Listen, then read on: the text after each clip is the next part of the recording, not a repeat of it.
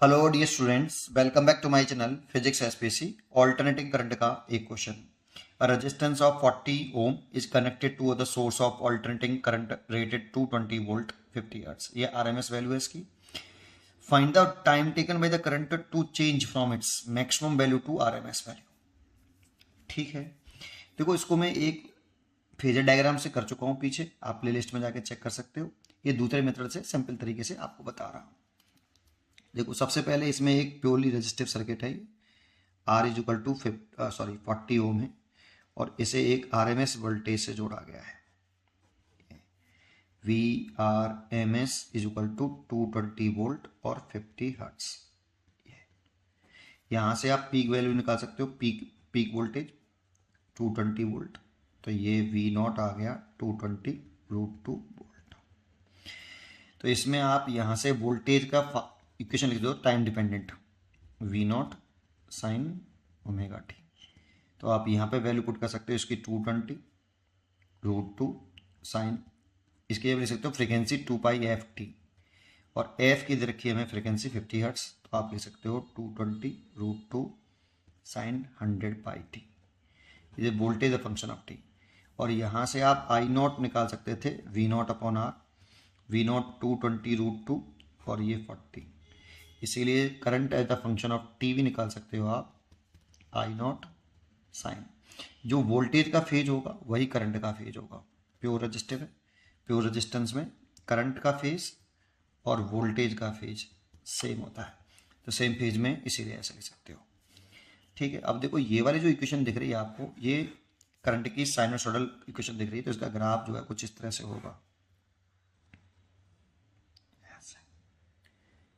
ठीक है, अब देखो ये इसकी मैक्सिमम वैल्यू है। साइन की टेबल में जो मैक्सिमम वैल्यू होती है ना वो +1 होती है ना। तो ये मैक्सिमम वैल्यू है जो +1 है, दैट मीन्स यहाँ पे जो आपका एंगल है वो π/2 है ना, 90 डिग्री है ना।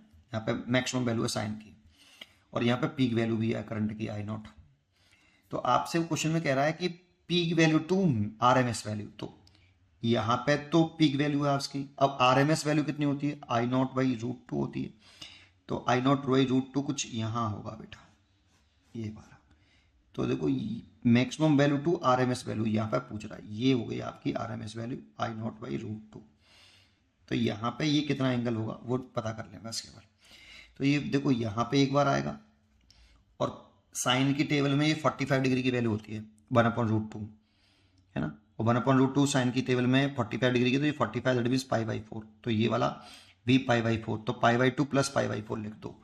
इस जगह पे एंगल होगा π/2 + π/4। अब यहाँ से यहाँ तक का टाइम चाहिए, समझते हैं इसको। जैसे मैंने कहा कि ऐसे कर लो, यहाँ पे आपका I0 है, तो यहाँ पे तो समय कितना है आपका, t = 0 है, और फिर यहाँ पे आपका ये करंट है I0/√2, तो ये यहाँ से यहाँ तक का समय हमें पूछ रहा है कितना होगा। मैक्सिमम करंट से I0/√2 पे आना है, तो कैसे करें जरा समझते हैं। तो इस क्वेश्चन को समझ लेते हैं यहाँ से, कि अगर मैं कहूँ कि यहाँ से यहाँ तक का समय, वैसे तो मेरे को t/4 पता होता है, लेट कर लेता हूँ t1 है ना, और यहाँ से ही ऑरिजिन से ही ये पूरा समय यहाँ से यहाँ तक का ये मैंने लेट किया t2। तो ये वाला समय निकालना है तो t = t2 - t1, ऐसे लिख सकते हो आप। चलिए तो पहले हम t1 निकालते हैं। तो t1 निकालते हैं तो इक्वेशन यूज़ कर रहे हैं, t1 टाइम पर आपकी करंट चेंज हो रही है 0 से I0, 0 से, यहाँ पे करंट 0 है, 0 से I0 चेंज हो रही है, तो उसमें समय लग रहा है आपका t1। तो I = I0, ये वाला इक्वेशन में पुट कर रहे हैं बेटा। I की वैल्यू इस जगह पर, I की वैल्यू हम I0 लिख रहे हैं, तो I0 = I0 sin ωt1, इसे ωt मान लेते हैं अभी फिलहाल। ठीक है, तो इससे कट गए। अब देखो ये sin 90 डिग्री की वैल्यू I0 मैक्सिमम है ना, तो π/2 डिग्री sin 1 हो गया, तो sin π/2 हो गया बेटा, = sin ωt1, इसे कैंसिल, देन t1 = π/2 ओमेगा। अब ऐसे ही हमें 0 से करंट चेंज करनी है IRMS तक, ठीक है। लेकिन देखो एक बार IRMS यहाँ पे होगा और एक बार यहाँ होगा, 2 बार करंट मैक्सिमम होगा 0 से लेके यहाँ पे मैक्सिमम, सॉरी IRMS ऑप्टेन करेगा, फिर यहाँ पे मैक्सिमम होगा, फिर IRMS होगा। अब यहाँ से यहाँ तक का समय पूछा है हमसे, है ना, तो जरा समझते हैं। ये मान लो T2 समय में हुआ, तो ये कितना लिखें, I0/√2 is equal to sine omega T2।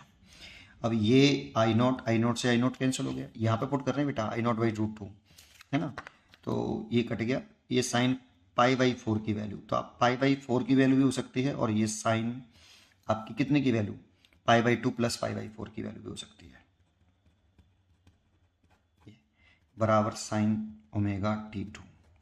मैंने अब इसको, मेरे को कौन सी वैल्यू लेनी चाहिए, देखो ये वाली वैल्यू तो π/4 होगी, और ये वाली 90 डिग्री होती है π/2, क्योंकि साइन 90 की वैल्यू सबसे बड़ी होती है यार, तो ये π/4 है, तो सिमेट्री से इधर भी ये π/4 ही होगा, यहाँ से यहाँ तक, तो ये π/4 होगा, तो π/2 प्लस π/4, तो यहाँ पे मेरे को यहाँ से यहाँ जाना है बेटा, इसीलिए मैं ये वाली वैल्यू नहीं लूँगा, मैं ये वाली लूँगा और ये लूँगा, तो ये हो जाएगा आपका साइन से साइन कैंसिल, और 8 एलसीएम ले लिया, तो ये हो गया 4π प्लस π, ऐसे, ठीक है।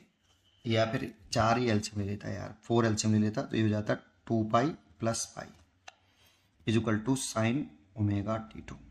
तो ये साइन की वैल्यू, साइन से साइन कट जाता, तो ये 3π/4 इक्वल टू ओमेगा T2, तो यहाँ से जो T2 निकल के आता 3π/4 ओमेगा आता।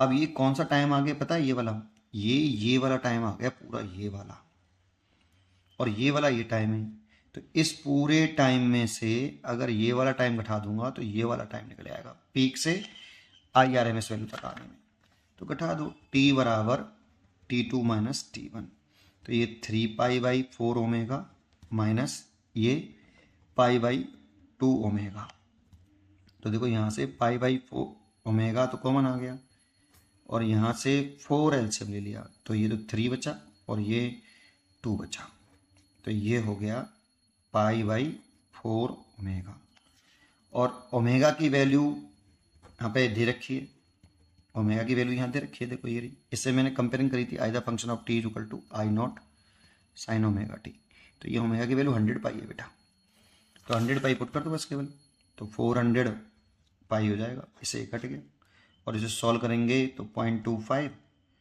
और 10 की पावर माइनस के 2 सेकेंड आएगा, तो 2.5 10 की पावर माइनस के 3 second, that means 2.5 milli second, तो इसका आंसर आ जाएगा 2.5 मिली सेकेंड, ये ए चॉइस हो जाएगी।